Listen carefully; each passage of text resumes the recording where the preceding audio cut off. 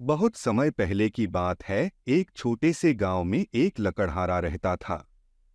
वह अपने काम में ईमानदार था और बहुत ही मेहनती था।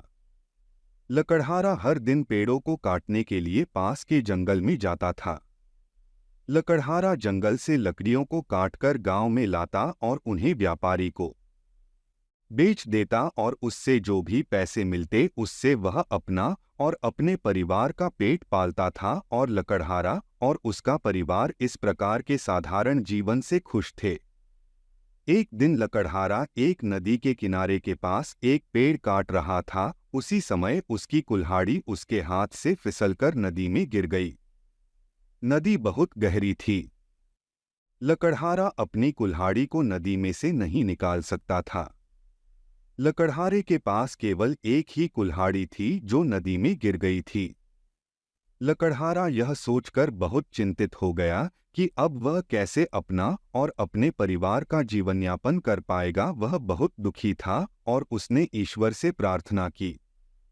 लकड़हारे ने सच्चे दिल से प्रार्थना की तो नदी में से एक देवी लकड़हारे के सामने प्रकट हुई और लकड़हारे से पूछा, क्या समस्या है मेरे बेटे? लकड़हारे ने समस्या बताई और देवी से अपनी कुल्हाड़ी वापस पाने का अनुरोध किया। देवी ने नदी में हाथ डाला और एक चांदी की कुल्हाड़ी निकाली और पूछा, क्या यह तुम्हारी कुल्हाड़ी है? लकड़हारे ने कुल्हाड़ी को देखा और कहा, नहीं। देवी ने अपना हाथ फिर से गहरे पानी में डाल दिया और एक स्वर्ण कुल्हाड़ी दिखाई और पूछा, क्या यह तुम्हारा कुल्हाड़ी है? लकड़हारे ने कुल्हाड़ी को देखा और कहा, नहीं।